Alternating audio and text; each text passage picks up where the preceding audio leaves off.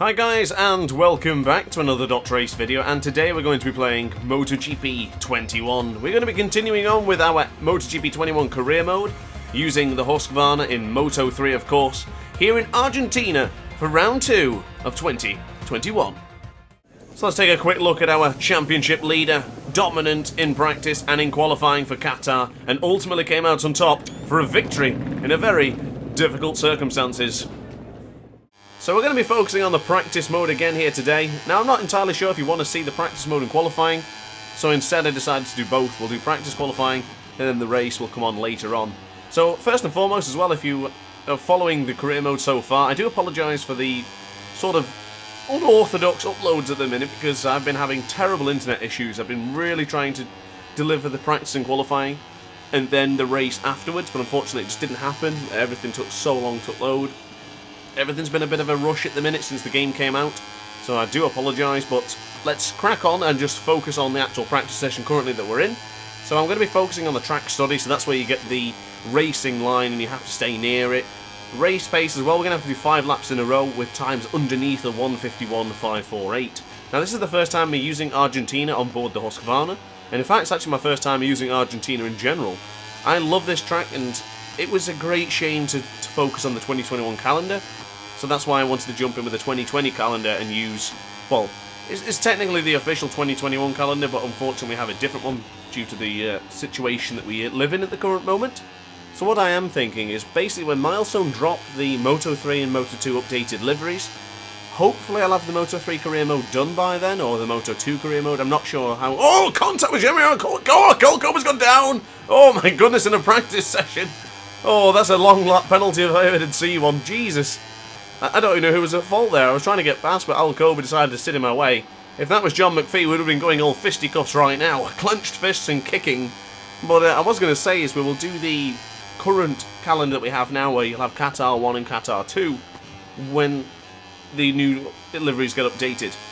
So I want to try and finish this career mode as what we have now, with the original calendar that wanted to go ahead. And then we will focus on the brand new calendar, and of course with the newer liveries. But for the time being, I'm using the Husqvarna, as you can see, and I love it. The Moto 3 bikes feel fantastic. This Husqvarna feels fantastic as well. I did change the colour of the boots if you're a keen eye. I had this sort of a bluish colour to match the leathers, but I decided to go for a little bit of a white. And I think that changes again because I couldn't make my mind up. I think even on the helmet I've added Stay Ace to the front, on that sort of bland yellow part. Let me know what you think of the helmet and the number and the choice of colours, etc. I hope you like it. I took my time with it and so, oh my goodness, oh, massive tank slapper. Goodness me, don't go on that rumble strip, for goodness sake. What on earth was that? We're trying to chuck in some fast race pace lap times in here. And that, oh my goodness, that caught me off guard. That was astonishing. So I did drop it down to traction control setting 2, and I do find that it gives the Husqvarna a better feeling. I've found in my experience with MotoGP 21 that the less electronics, the more feeling. The more electronics, the less feeling, to be honest with you. It feels like it doesn't just hold your hand, it feels like it sort of takes over, if you will. So with the traction control 2, yes, the rear tyre is taking a bit of a hammering. The front tyre sort of remains the same because I don't have any of the assists turned on, of course. Everything is pretty much disabled. The only assist, you could say is an assist, is I have semi-automatic transmission. I'm not fully confident yet to do all the gears, but I have been doing them myself. I do all the downshifts myself as well, and I find that helps a ton. But as far as the actual upshifts go, it doesn't really make a difference for me. I do them occasionally, like in Portimao, going up the hills, etc. I do change the gears myself, as that is a very fast lap time for us. We're just 1/10 behind, or a 1/10.5, from Jaume Masia, who's on, of course, the Red Bull KTM. He had a fantastic race in Qatar. It was a difficult one. But ultimately, the championship leader is myself, Matt Grant, and he is now leading the championship by about 5 points over Jaume Masia. It was a truly awesome race. I actually think it might be the Argentine Gabriel Rodrigo who finished second place. I totally forgot to check before the race started, or at least this practice session started. So bear in mind the long lap penalty is further down on this track. It's a pretty good track, I would say. I love Argentina. I love the style of this track. I love ever since I think it came out in like 2015, I want to say. I think when Rossi beat Marquez, I think ever since then I've really enjoyed this track. And I felt great on it. It was difficult to get used to at first, especially on the first couple of corners. But on the Husqvarna, I've just jumped on it and felt great straight away as we get behind Jason Dupasquier. Now, I once was told his name was Dupasquier, and now I've heard people pronounce it as Dupasquier. Let me know in the comment section down below, and if you can actually somehow let me know. So I briefly made mention to the long lap penalty. We just went past it there. There is actually a sort of development test to go through the long lap penalty and still retain a good lap time, which I think was a fantastic idea, because if you do need to take the long lap penalty, whatever happens, in a race, it's well worth knowing that you can take it confidently and that you can still do it without losing too much time. So I'm going to definitely try that after they've done these couple of laps. So we've got 3 more laps yet to do, or 2 laps rather. It's going to be on the rear of Jeremy Alcoba. Hello, Jeremy. Sorry about earlier, mate. I mean, we're still going. It's only Jeremy who had to take evasive action, as we did set the fastest lap of this practice session so far, up by just under 0.6 of a second, 0.585. So really good stuff from this Husqvarna. I'm a little bit disappointed with the AI difficulty.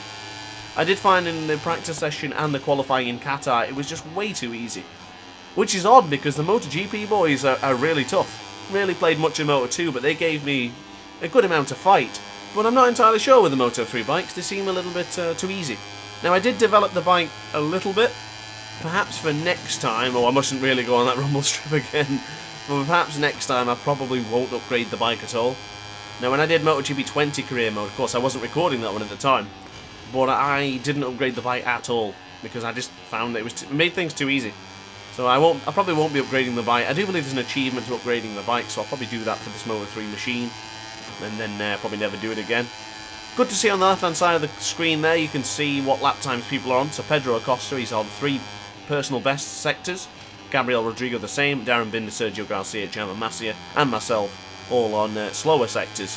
So I love how that's a part of the game this year. I must say I really love the whole aspect of the way the game looks. And my little downfall, I would say, is I don't like the crash indication. It doesn't tell you who's crashed. If you're not paying attention to the left-hand side of the screen, you won't see who's actually crashed. So hopefully they include it in the future, where they do like the original, what they do actually in MotoGP, where a little blip in the corner comes up and it'll have the picture of the rider who's crashed. It just helps for the commentary for my purposes. I did record this before the request of turning off all their names of the riders, etc. And I don't know whether I will turn off the names of the riders, because I actually really like it. I like to see who's going to be ahead. I like to see everyone around me, and of course it does disappear when you get closer and closer to the riders, so I'm not sure. I will toy with it.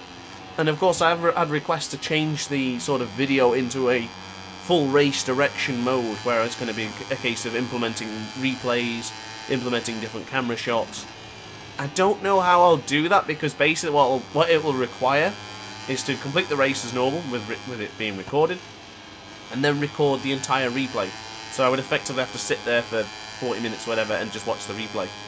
So I don't know how that's going to work, and if I'll have the time, because of course trying to upload a video every single day, 40 minutes of doing nothing is a lot of time for me to be doing other content. So leave it with me. I'll definitely try it. I'll see what I can do. But I'm not hopeful with that one. It could be difficult. I might be able to just take a couple of shots. So maybe there's a big moment in the race, maybe a couple of crashes. I could jump into the replay, record that section, and then implement it into the video. But I do still think it'll look a bit janky somewhat, because of the way the replays of MotoGP 21 are. They're sort of, I mean, unorthodox sometimes. I couldn't even say that word then. So we'll see how things go. Anyway, I don't want to ever count anything out. It's a fantastic suggestion, and I would really love to do it, but it's just whether I have the time and the skills to make it look good. So we'll see though. Anyway, I never count anything out. Never say never. Always stay ace.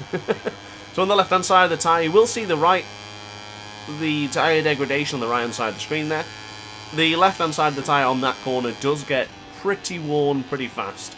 So I think I'm still learning on the sense of getting good tyre degradation, surviving the tyre life as we go sideways there coming out the final corner. And across the line, that is the race pace development completed. So as made mention to earlier, we're going to jump into the long lap penalty, and as you can see, we're going to navigate this one pretty well actually. I'm going to try and go as quick as possible so we can still maintain a good amount of speed. And then we're still on a fast lap, or we were on a fast lap at that point. but of course the clean lap objective was to finish with the long lap penalty of a 1:54.563. Now the long lap penalty, if you're not aware, it can be automatic or it can be completely manual. Now I usually go into the corner and just accelerate myself, but you do feel like the bike wants to take over and so I'll do it for you. You say no and you do it yourself. But it's good how it's actually automatic as well, because it can be quite difficult to maintain a good amount of speed and still maintain the long lap penalty. So a quick look at the practice sessions. We've done all our development tests that was necessary. We are the fastest man on track right now. We're about 0.5 of a second quicker than Pedro Acosta and teammate Jalan Masia. No sign of my teammates, so Grant is the only Husqvarna in the top 10. So now it's qualifying time, here in qualifying 2, of course, because we had the fastest overall time with that 1:49.5. We shall go into Moto 3's Q2 as the favourites, definitely favourites. So we've got 7 minutes remaining. I made a little bit of a mistake on the previous lap, so I went straight into the pits. And yeah, let's see what we can do here. I'm running the soft front and the medium rear. They are brand new tyres, but I just obviously bailed in that previous lap time. And then we'll see what we can do. So across the first sector in a moment's time, there's another quick look at the Husqvarna and the number 47. We're down by a 10th, so only a 10th away from taking that top spot. Gabriel Rodrigo with a 1:49.493. So as you can see, he's really upped his pace since the practice session. He was down about 9th place, so it's good to see him up there fighting for the pole position in his home Grand Prix. Now for turn 5, the AI tends to go a little bit wide there, but I would recommend against. Go for a tighter line there and then you'll do a lot better. We are into power setting 3 as well, so we're giving the bike a lot more speed, a lot more power. It's been up by 40,000th of a second as we now go into the very tight right-hander of turn 7. Go across the rumble strip there if you want. It's quite fair, that one. It's certainly not like the one near turn 5 where it just decides to throw you off.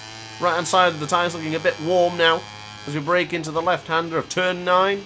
A little bit wide there. I would probably advise taking a tighter line, but it's quite alright. Go near the rumble strip for turn 10. Get it on the left-hand side of the tyre for turn 11. 88,000 of a second up. The left-hand side of the rear tyre is now glowing. We're pushing a little bit too hard, but this could be the pole lap, ladies and gentlemen. This could be it. Breaking into the final sector for turn 13. A little bit gentle for my liking, but we're still going to go into there. Flick it to the right, flick it to the left. Across the line we go. A 1:48.937, up by 0.5 of a second. And that'll be it, guys. We don't need to do any more than that. So that will conclude qualifying in the Gran Premio Moto della Repubblica Argentina. Matt Grant on pole position with Gabriel Rodrigo just missing out on his home track. Disappointment for the Argentine. Darren Binder on the front row, but that is it for now, guys. I will see you very soon for the Grand Prix. I can't wait to see what the action unfolds. So guys, thank you very much for watching. Hope you enjoyed the video. Like, comment and subscribe if you did. Hit the notification bell to be alerted to every single DrAce upload. And up on that note, guys, thanks for watching and ciao for now. Oh hi, didn't quite see you there. Good to see you're still here. If this video didn't quite sate your appetite, then why not watch some more DrAce content by clicking the video shown on screen now. Furthermore, if you would like to follow me on social media, you can do so now with the links down in the description. Consider subscribing so you don't miss a single DrAce video.